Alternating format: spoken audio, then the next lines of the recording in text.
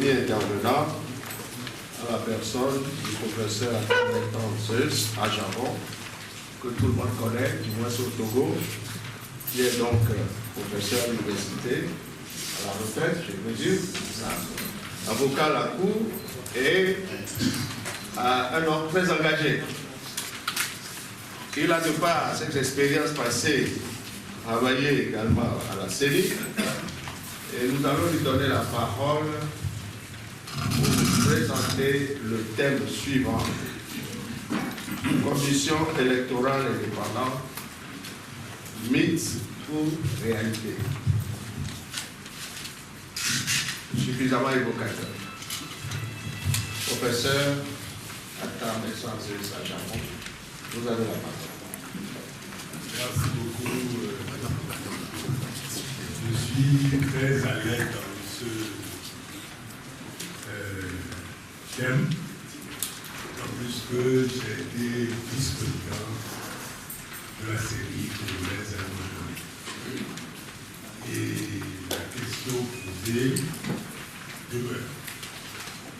J'ai été vice-président de la série il y a quelques années, mais la politique est toujours la même.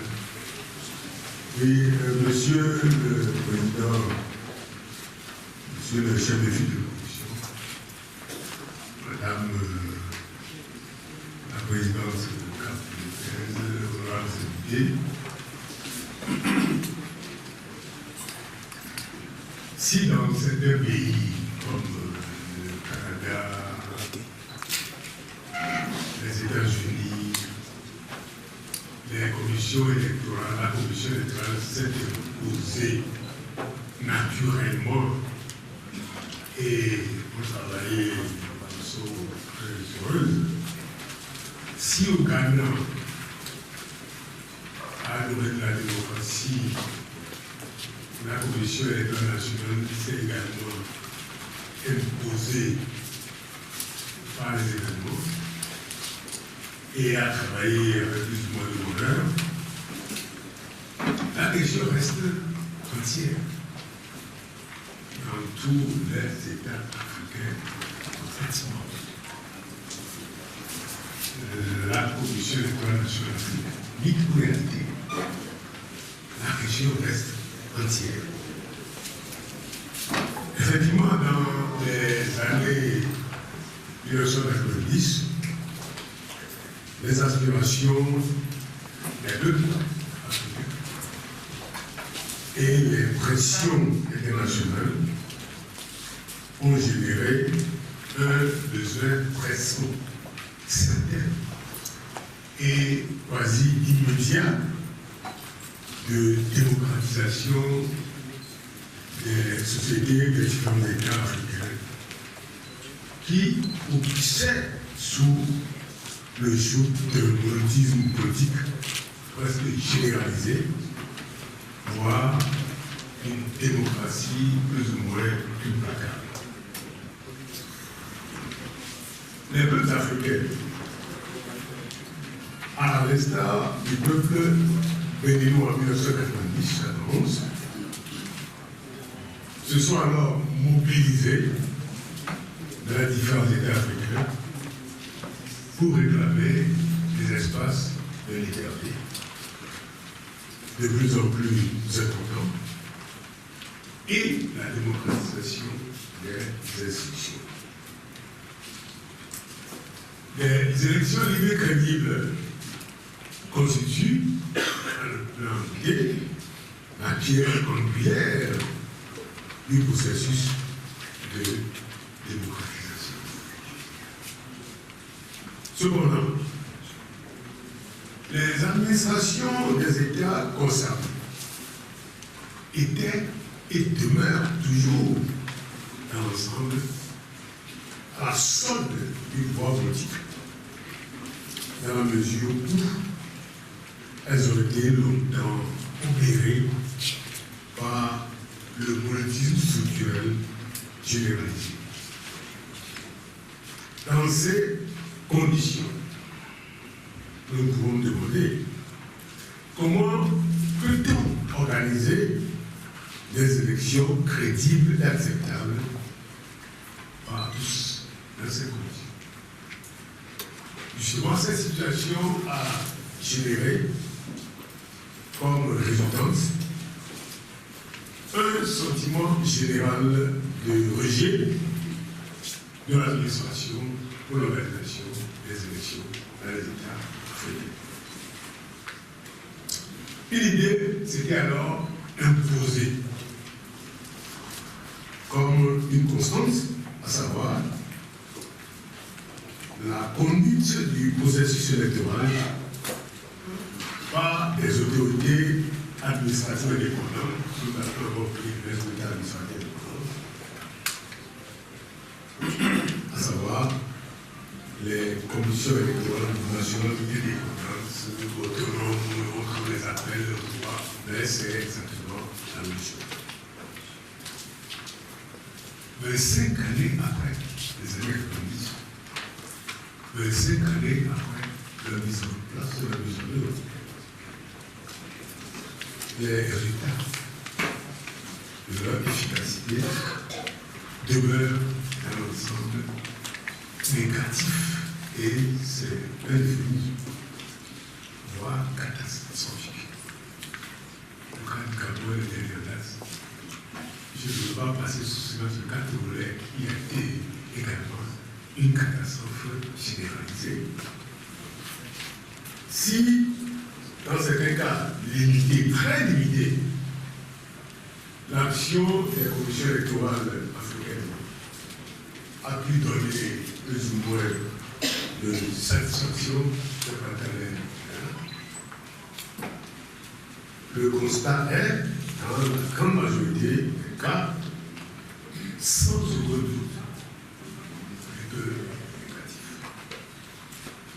C'est pourquoi une autre solution paraît s'imposer et je vais proposer l'étape.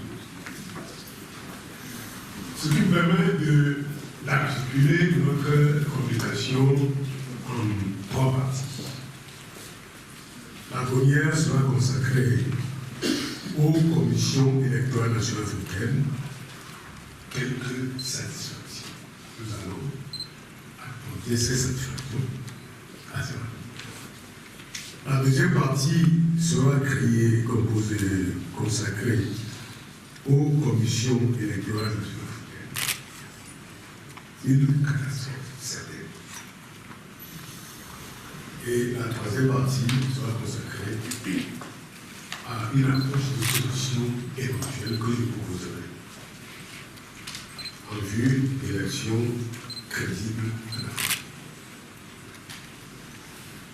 Permettez-moi donc d'aborder la première partie, à savoir les commissions électorales nationales africaines. Quelques satisfactions. Des cas probants ont été enregistrés, mais les raisons de leur succès relatif ont été exogènes. Quels sont ces cas probants? Je me permettrai de citer le cas du Bénin, 1971, le cas du Ghana, jusqu'à maintenant. Je me permettrai de citer également le cas du Togo dans une certaine mesure, en 1994. Dans une certaine mesure. Je me permettrai de citer le cas du Congo lorsque on emmène la conférence nationale. Je me permettrai de citer également, parce que j'y ai été, le cas du Congo-Kinshasa en 2006. Je me permettrai de citer également entre le Sénégal et le dernier en date, le Nigeria. Et quelles sont les raisons de leur succès? Les raisons, la première, dans la plupart des cas, c'est que les élections ont eu lieu, ces commissions ont travaillé à l'issue d'une conférence nationale ou d'une transition régime reposé. transition, parfois à laquelle n'a pas participé le président sortant, parfois participé le président sortant, mais quand même à l'issue d'une transition, une véritable transition. Une véritable. Et cette transition peut être une transition voulue, négociée, comme au Bénin, imposée comme au Ghana, ou à l'issue d'une guerre. La transition, c'est la transition. Mais qui s'est imposée, c'est à l'issue de la transition qu'une commission a été mise en place et que des élections ont eu lieu. Je peux vous dire immédiatement qu'au Togo, il n'y a pas eu de transition. Je l'ai dit. Je l'ai dit, je sais que le ministre Kofigo, lors d'une conférence colloquiale, il ne m'a pas été tout à fait d'accord. Mais je l'ai dit, je le répète. Il n'y a pas eu de transition au Togo. Et nous attendons toute cette transition. Sans véritable transition, d'une manière ou d'une autre, je suis convaincu que ce sera difficile d'avoir une commission qui doit travailler de façon efficace et efficace à amener la transition. Nous avons, dans certains cas, à l'issue de cette transition, nous avons également comme raison l'intégrité des membres de la CENI. Prenez l'exemple du Ghana. Malgré la répression, vous savez, la transition ghanéenne s'est faite sous les coups de botte après le coup d'État du président Moïse. Mais le problème qui s'est posé, c'est qu'on a pu mettre en place des personnes intègres. C'est ce qui s'est passé également au Bénin. Des personnes qui ont hésité, qui n'ont pas hésité à dire le droit, à dire la vérité, malgré les pressions de toutes sortes. Vous savez, en Afrique, il y a pas de pression, c'est des pressions sonnantes et trébuchantes. Et les gens se laissent aller. Ces pressions trébuchantes. Bon, il y a d'autres pressions, mais les pressions sont trébuchantes. J'en ai vu, j'ai assisté à ça également quand j'ai été vice-président de la CENI. J'ai assisté à ça. L'argent qui a circulé pendant les travaux de la CENI. Et donc, c'est l'intégrité des membres de la CENI qui a également favorisé, parce que c'est dans ces commissions-là qui a favorisé le succès de ces commissions. Vous avez aussi l'absence d'interférence politique. Lorsque le président sortant est candidat, dans ces cas, il y a eu, comme au Bénin, le président qui a refusé, le président sénégalais également, qui a refusé d'interférer. J'étais au Sénégal dans des élections dernières. Le président sénégalais a refusé d'interférer. Bien qu'on l'impliquait.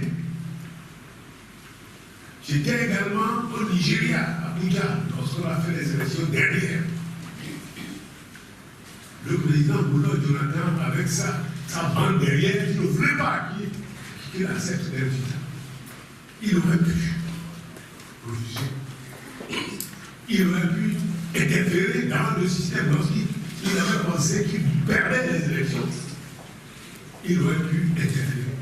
Il n'a pas fait. Donc, absence d'interférence. Donc, ce qui veut dire que c'est la volonté d'un homme. Est-ce qu'on peut laisser un processus électoral merci de l'homme, de la volonté de l'homme? C'est ce qui s'est passé. Et chaque fois qu'un processus électoral réussit, et une CENI réussit souvent, c'est parce que l'homme qui est le chef a décidé de ne pas interférer dans les processus. Est-ce qu'on peut laisser cela ici?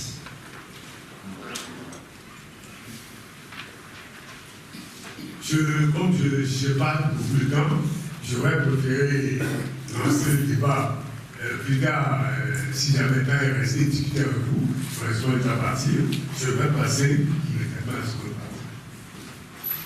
À savoir, la Commission électorale nationale africaine, une catastrophe.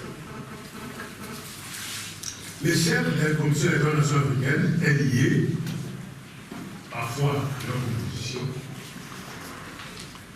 parfois à leur manque d'indépendance, voulu ou accepté, ou parfois à toute cause. L'échec des commissions liées à leur composition.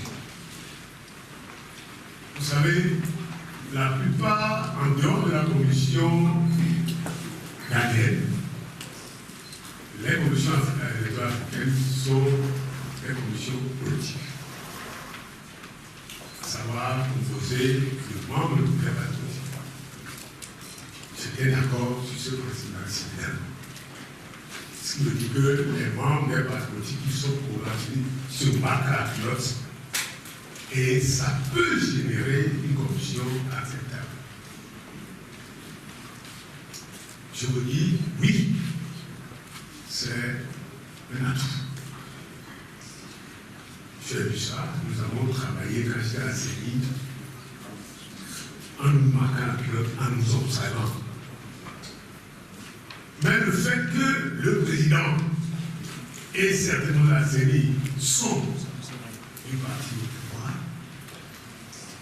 cette proposition politique a fait que ces personnes recevaient des ordres directement pour la place de leur parti qui représentait. Alors, qu'est-ce que vous pouvez faire lorsque les ordres arrivent, lorsque votre chef donne, le chef de votre parti donne des ordres, lorsque parfois vous êtes convoqué nuitamment et on donne des ordres précis, précis. Faites ceci, faites cela, faites cela. Et ils font. Nous avons vu ça au Ghana, mais comme ce ne sont pas des politiques, comme la commission est une commission technique, des ordres parfois été donnés. J'ai entendu le premier président de la commission électorale ghanéenne nous dire, j'ai reçu des ordres que je n'ai pas exécutés. Oui. Et personne n'a été content à l'issue de l'élection. Et si personne n'est content, moi je suis content, c'est ce qu'il nous a dit. Des ordres viennent de toutes parts, du pouvoir, de l'opposition, des amis, des ordres, des pressions. Mais, refus total. Comme eux, au Ghana, ils étaient une commission technique, ils ont mis devant la technicité de la commission pour refuser les ordres. Quel qu'ils soient. Mais lorsque vous avez un président qui est du parti au pouvoir, comme je l'ai vu au Togo, lorsque vous avez un magistrat qui est inféodé au pouvoir, comme je l'ai vu au Togo, comme je l'ai vécu moi-même, qui va recevoir ses ordres directement et qui, j'ai vu, lors des élections de nous n'avions même pas encore dépouillé le quart des bulletins à la CENI. On a tout fermé. On a fermé les ordinateurs. Et le président, magistrat, a été appelé par le pouvoir politique, pour ce que je dis. Et a attendu. On lui a amené des résultats dans une chemise. Oui. On lui a amené des résultats dans une chemise. J'étais à la maison, j'attendais mon car, parce que nous allions faire les cars. Vous verrez, moi j'ai eu mon car à 6 h du matin, j'étais à la maison, me reposer pour revenir à 15 h pour continuer. On me dit non, on m'appelle, on va au champ de résultats. Je dis, vous voyez quel résultat? Quel résultat? Je suis revenu à placement, à 11 h, je vois les journalistes assis. Je vois les obstacles dans la seconde. Je vois, mais qu'est-ce qui se passe? Ce qui s'est passé le 15 a plus se passer avec moi aussi. J'ai dit, mais qu'est-ce qui se passe? On me dit, on va vous faire. Je dis, mais quel résultat? Je dis, si vous avez le résultat, je serai sur le plateau pour vous donner le résultat. Alors il est entré dans son bureau. Il a appelé, je ne sais pas qui, parce que vous connaissez. Vous m'aider, moi je ne suis pas Pedro. Moi je ne veux pas me m'arrêter. Il le sait. Et donc, il est revenu. Je dis, je veux voir les résultats que tu vas vous taper sans ça. Qu'on sera sur le plateau sans ça. Il m'a appelé dans son bureau. Il m'a dit, vous savez, maître monsieur bon, voilà le résultat qu'on m'a envoyé. Il me les a montrés. Je dis, je ne sais pas ce que j'ai vu les résultats qui m'ont montré, qui n'avaient rien à voir. Il y a deux, trois résultats. Le résultat réel, le résultat fabriqué par les commissions électorales locales, qui donnaient des résultats aberrants. Et puis les résultats, comme on l'a envoyé, on les personnes, et ils ont les envoyé qui disent, c'est ça, il va dire. Je dis, mais comment? Il me dit, et je vous dis, c'est ça le problème qui se pose parce que j'étais là en tant que politique. Et monsieur le maire de la politique. Et on m'a dit, d'abord, tu es un homme politique. Tu es un homme d'État. Si tu vas faire ce que tu veux faire, ça va faire la catastrophe. Il faut que le monde du monde. Laisse faire, on verra. Voilà. Je le dis de façon claire. Laisse faire, on verra. Je suis politique. C'est dans la voie des différences politiques. Si j'étais technique, je vais dire non, je ne laisse pas faire.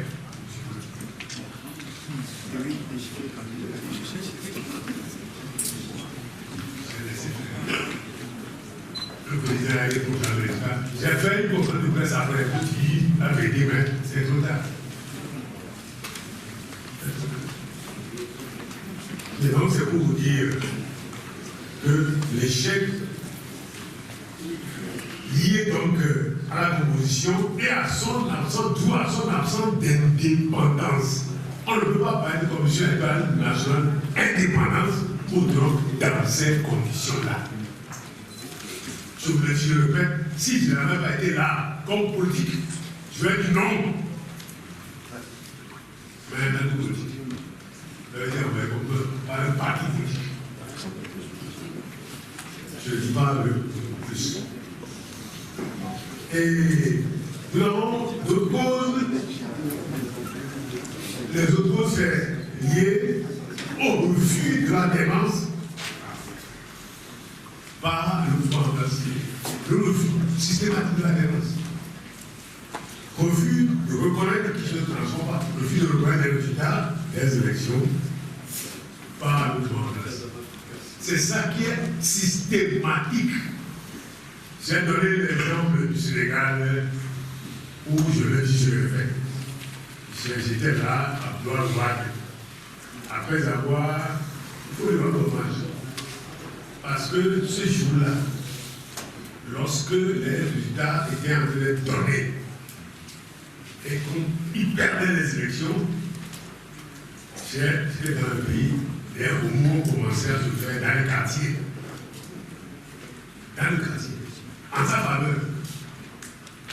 Alors qu'Abdel Ouad a appelé d'abord la presse tantôt, la loi de la presse, c'est, je ne sais pas s'il a dit, c'est devant la presse qu'il a téléphoné directement à Macky Sall pour le féliciter. Alors les jeunes qui avaient déjà commencé à fouiller à son domicile, quand c'était évident qu'il n'avait pas les élections, ces jeunes qui étaient rentrés à la maison, c'est fini. Oui. Parce que c'est devant la presse qu'il a téléphoné à Macky Sall pour le féliciter. C'est là où je parle de deux noms. Mais, et je parle du refus d'adhérence. Les autres refusent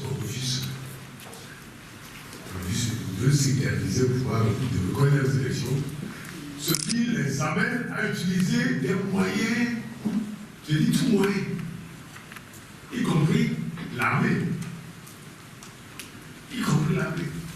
Soit à investir un parti politique, le société, comme ça s'est passé au Togo en 2003 et en 2010, si elle devait se lancer, ou à investir les repos de la série, comme ça s'est passé en 2015. Parce qu'en 2015, ce sont des militaires cagoulés qui étaient allés à la série, qui étaient là quand le président de la série proclamait les stars en tremblant. Vous avez tous vu, il avait peur, je l'ai dit, je le répète, la peur pouvait être coupée au couteau.